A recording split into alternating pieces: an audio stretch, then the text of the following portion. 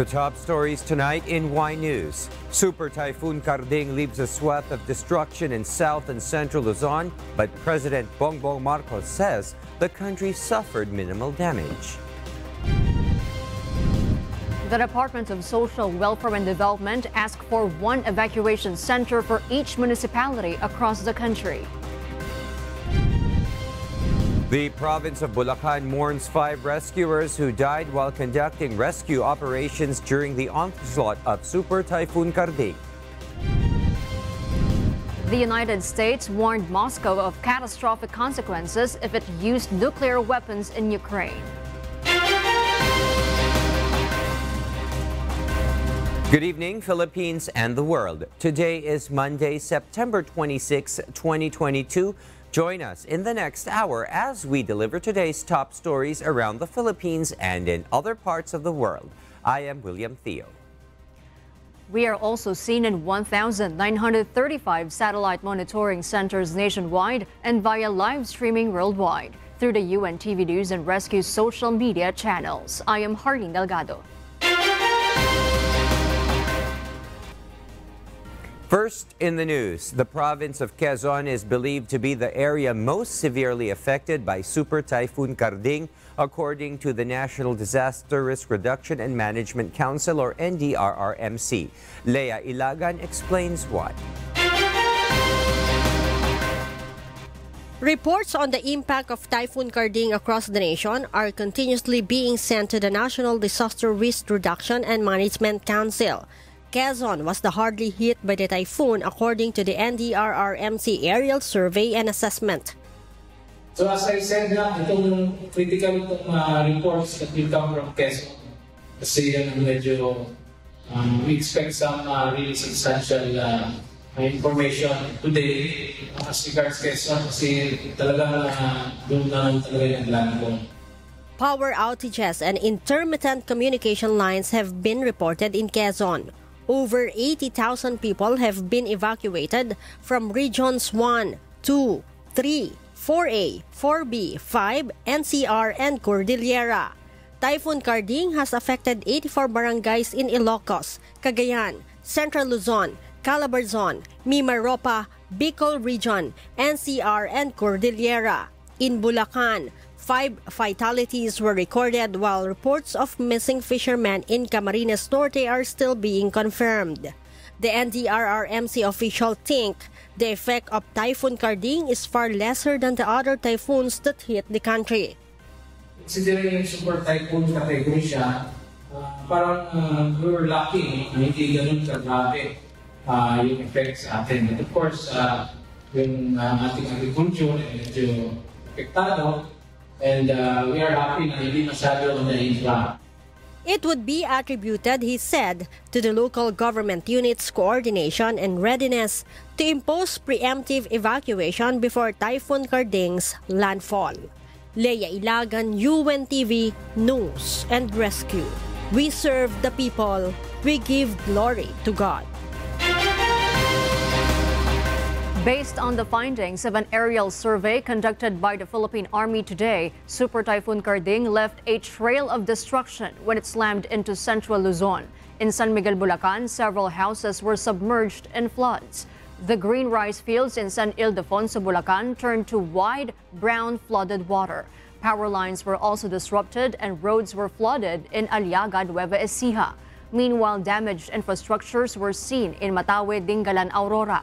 The aerial reconnaissance and damage assessment flights were conducted by the Army's Aviation Hiraya Regiment in order to determine the extent of Karding's damage in central Luzon. Colonel Andre Santos, regiment commander, said the aerial survey was conducted around 7:20 a.m., which provided real-time information to ground commanders and civil authorities on the situation in typhoon-hit areas.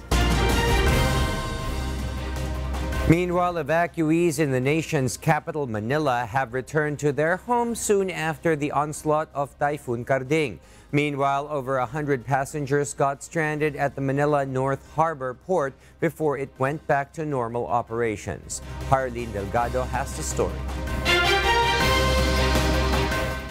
After hours of heavy downpour and howling winds caused by Super Typhoon Karding, Manila residents woke up to a better weather on Monday. Evacuees at the Baseco Evacuation Center, where 210 families sought temporary shelter, opted to go home already at midday. Okay naman po yung bahay namin sa playa. Wala na rin po naman kasing bagyo eh. Nga araw na naman po kasi. Hindi naman kami totally sa dagat eh. Laylay pa naman kami. Some of them even recalled the moment they decided to evacuate for their safety. Talagang mahangin at saka malakas ang ulan nang maglipat kami dito kahapon. Mahirap, hindi ako nakatulog ng mabuti. Nakaupo lang ako dito magdamag. Siyempre, tiis din. Gustong mabuhay. Kinatutuwa ko lang yun. Awa ng Panginoon. Food packs were given to evacuees before they were sent home. Actually, since malapit lang naman po yung kanilang mga lugar, so yung iba po nagko-commute, yung iba naman nilalakad na lang po. Dahil hindi naman po ganun kadami yung kanilang bit-bit na gamit. Over 600 families were affected and stayed in 9 evacuation centers. Meanwhile, the Philippine Coast Guard announced that normal operations have resumed in the Manila North Harbor Port.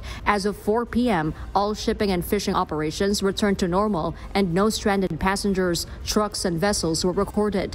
Hours before this, around 150 passengers were reported stranded at the port due to bad weather brought about by Typhoon Karding.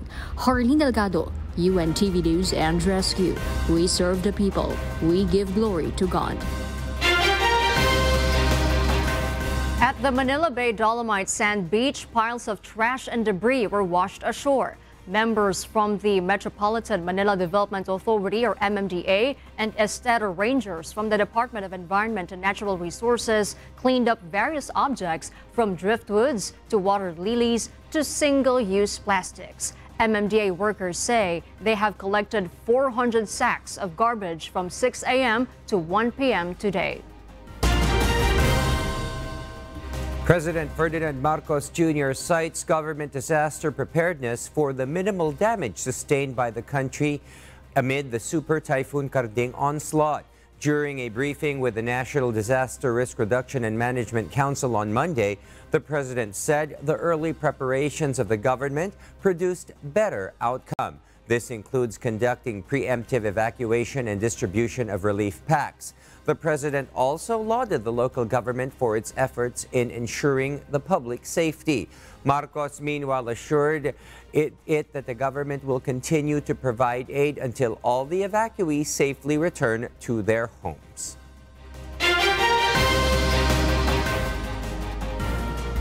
White House National Security Advisor Jake Sullivan warns Russian President Vladimir Putin against following through on his recent nuclear threats. In response, Putin called up 300,000 reservists and warned the West of the country's nuclear weapons in case countries try to blackmail them. Miguel Maldes will tell us why. U.S. National Security Advisor Jake Sullivan said the United States would respond decisively if Russia crosses the line. Though he declined to discuss the specifics, he said the consequences will be catastrophic. Ukrainian forces have already regained thousands of square miles invaded by Russia since February.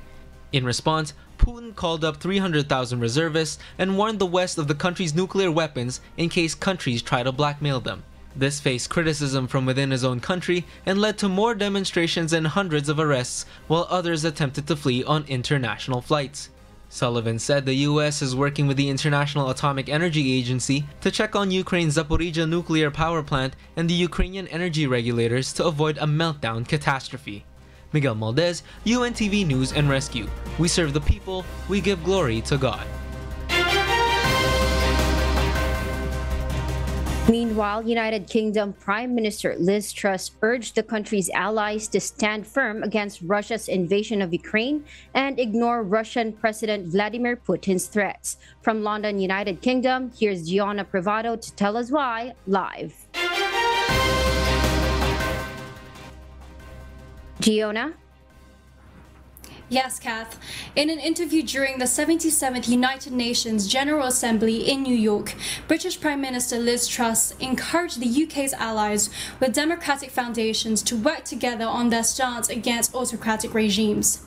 This after Russian President Vladimir Putin initiated a partial mobilization of troops last week and threatened the use of nuclear warfare. Prime Minister Truss also said on her first foreign trip as UK's premier that Putin's invasion of Ukraine escalated because he was not progressing.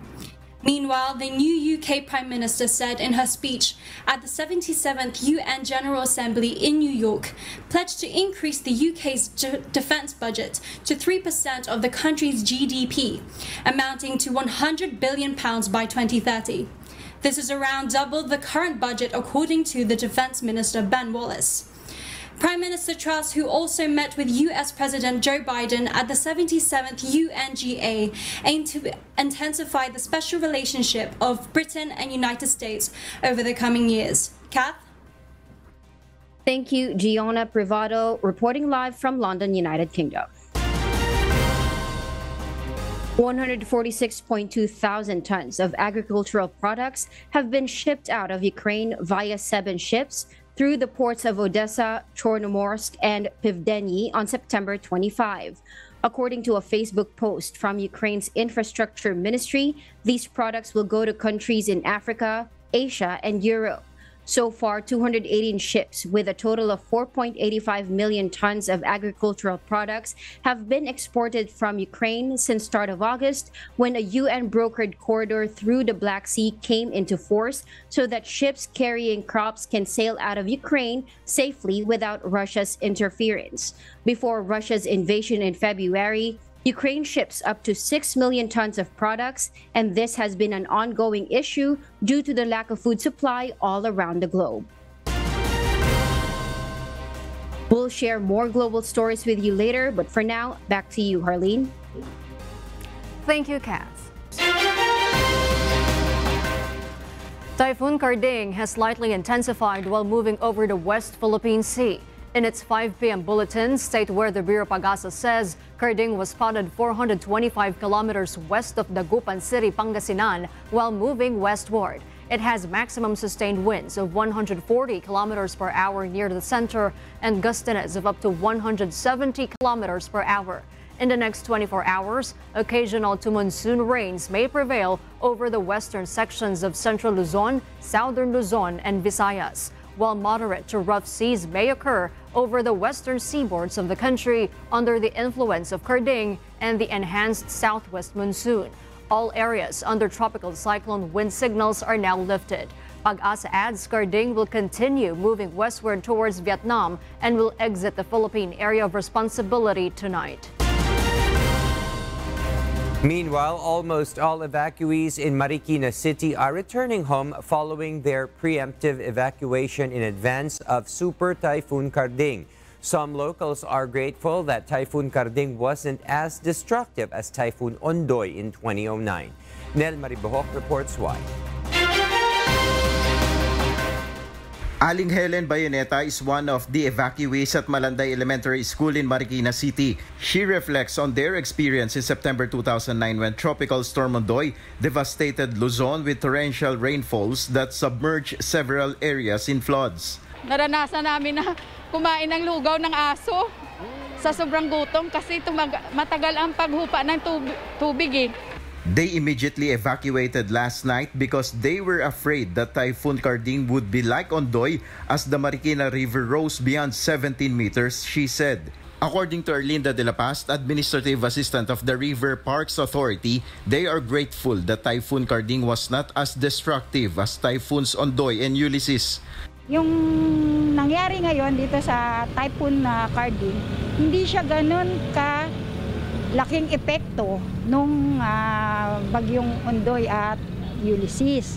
Kaya lang ngayon nga natakot ang mga tao kasi signal number 5. After their preemptive evacuation, residents of Marikina City returned to their houses this morning.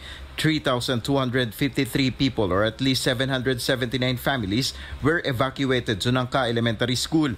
Meanwhile, 2,580 families, or 558 individuals, were evacuated to Malanday Elementary School.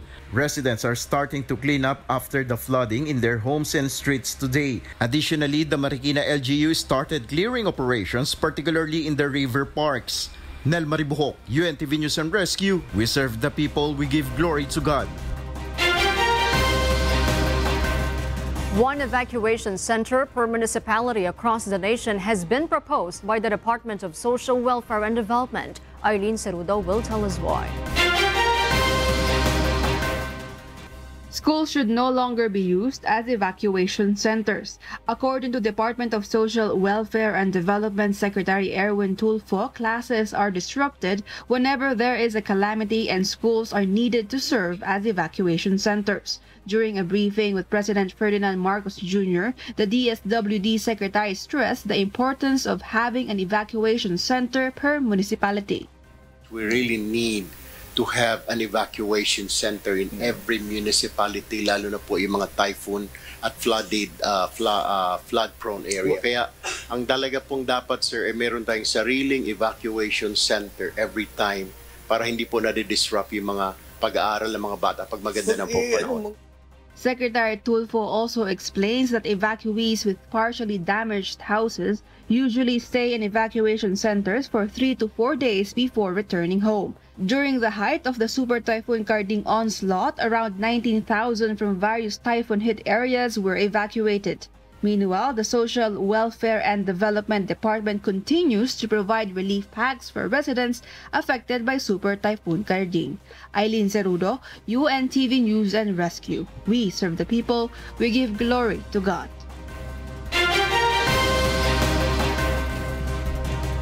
The agricultural damage caused by Super Typhoon Karding reached 141 million pesos according to the Department of Agriculture. Based on the initial assessment of the department, an estimate of over 16,000 hectares of agricultural areas in Cordillera Administrative Region, Ilocos Region, Central Luzon, and Calabarzon were affected. This includes 740 farmers.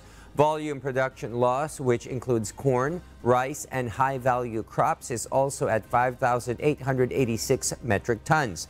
Assessment continues to determine the damage and losses for the agri-fishery sector. Meanwhile, the DA said it is prepared to distribute assistance to affected farmers and fishers. More than 133,000 bags of rice seeds, over 5,000 bags of corn seeds, and around 4,000 kilograms of vegetable seeds are ready for distribution.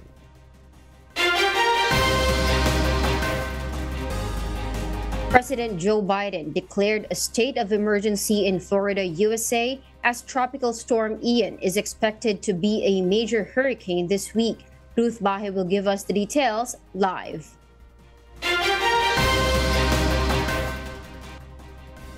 Yes, Ruth? Yes, Kat, Tropical Storm Ian is expected to intensify as it passes Cayman Islands and near western Cuba before entering Florida as a major hurricane mid this week. President Joe Biden declared a state of emergency in Florida, authorizing the Department of Homeland Security, or DHS, and Federal Emergency Management Agency, or FEMA, to coordinate disaster relief and provide assistance when the storm made a landfall. The president had to postpone his scheduled trip to Florida on Tuesday due to the extreme weather condition. Last Friday, Governor Ron DeSantis issued an emergency for 24 states' counties, urging the residents to prepare for the storm with supplies like food, water, medicine, batteries, and fuel, and expect for possible power outage, fuel disruptions, and evacuation orders. Even the track of the storm is still uncertain. It's important to point out to folks that the path of this is still uncertain. The impacts will be broad throughout the state of Florida. Florida authorities will keep on monitoring Ian's track, stressing on the importance of the degree of uncertainty that still exists. Residents are cautioned that it would still have significant impact even the storm weakens before it made a landfall in the state. Back to you, Kath. Thank you, Ruth Bahe, for that live report. The state government of Queensland in Australia has announced a $776 million project to build the country's largest publicly owned wind farm. Mavian Dog will give us the details live. Maeve? Kath, Queensland government-owned energy company Stanwell will be developing the proposed Tarong West Wind Farm at Iron Pot, a rural locality in the South Burnett region of Queensland. According to State Premier Anastasia Palaszczuk, the wind farm will have 150 turbines that could generate up to 500 megawatts of clean, renewable energy to power over 230,000 homes. The Queensland government has a renewable energy target of 50% by 2030 and zero net emission by 2050. More than 20% of the state's electricity is currently produced from rooftop solar and solar wind farms. Project funds will be drawn from the state's $2 billion Renewable Energy and Hydrogen Jobs Fund, with Ms. Palaszczuk stating this investment will help ensure they deliver on the state's net zero ambitions. The project is expected to create 200 construction jobs and 15 ongoing jobs once it is operational. A final decision on the proposal will be made in 2024, and if approved, the wind farm will be operational from 2026. Back to you, Kath. Thank you, Maven Dog, reporting live from Australia. And those are the reasons behind the news in other parts of the globe. I'm Kat Tumaraos, live from Bangkok, Thailand. Good evening. The province of Bulacan grieved the deaths of 5 rescuers and praised their bravery while conducting rescue efforts in San Miguel town on Sunday, September 25, during the onslaught of Super Typhoon Karding. The victims have been identified as George Agustin, 45, of Iba Oeste, Kalumpit; Troy Justin Agustin, 30, of Santa Rita, Giginto; Marby Bartolome, 36, of Bulihan City of Malolos; Gerson Resurreccion, 32, of Barangay Catmon, Santa Maria; and Narciso Calayag of Malolos City. According to the Bulacan Philippine National Police, the victims were conducting a boat rescue in San Miguel, Bulacan when the wall of a gasoline station fell, creating a rush of flood waters that drowned the victims. Kanina po nakita namin dun sa ocular inspection namin dito sa area, batay din sa mga statement ng mga nandito, taga rito, yung pader, kung makikita nyo po yung pader na malaki yan, bumagsak at narinig nila na malakas. So yung mga rescuers na preparing for insertion, malamang na tinangay nung malakas na agos. Bulacan Governor Daniel Fernando expressed his sorrow over the tragic accident and said benefits for the victims will be given to their respective families from the provincial government of Bulacan. A lawmaker in Congress has filed a bill seeking to institutionalize hazard pay for disaster responders. Nueva Ecija 3rd District Representative Rosana Vergara filed House Bill number 3108, where disaster response workers shall receive 2,000 pesos tax-free. This will be implemented during the entire state of calamity, especially declared by the palace. According to Representative Vergara, these individuals risk their lives to rescue or give relief to victims of natural and man-made calamities. Under the said bill, local government units will provide the payout for the hazard pay, and it will be under the Department of the Budget and Management of the Interior and Local Government. Our kasangbahay, as the world faces these trying times amid the pandemic caused by coronavirus, we are inviting everyone to join the global prayer for humanity. Good day. I'm Brother Eli Soriano of the members of the Church of God International.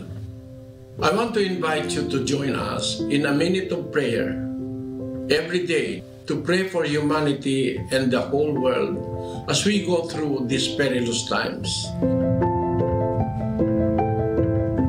While safety measures like washing of hands and strengthening of our immune systems may help us through this horrible predicament, there is still no precaution or cure more powerful than God's mighty intervention. And we need His intervention now more than ever. It doesn't matter what religion you are in or what denomination you belong. This is an invitation for all the people around the world who cares for the future of their family friends, loved ones, and humanity as a whole. Everybody is welcome to pray with us. For more details, you can check out the description box below. Thank you very much, and I hope to hear from you soon. May God bless you.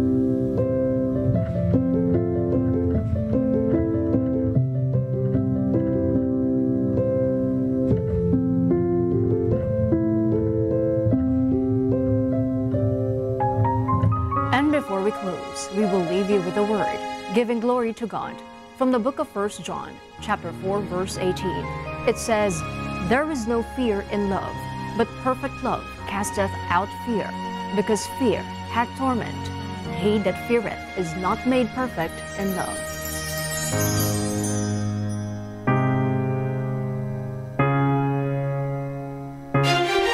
Those are the reasons behind the news September 26, 2022. Reasons we deliver to you as they unfold. I am Hardin Delgado. And because we need to know, we will always ask why. I am William Theo. We serve the people. We give glory to God.